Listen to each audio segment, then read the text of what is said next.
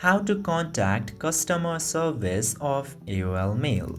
Now, if you are having any problems or troubles in your AOL Mail and you want to contact the customer service to fix that, you just simply need to open your AOL Mail in order to do that.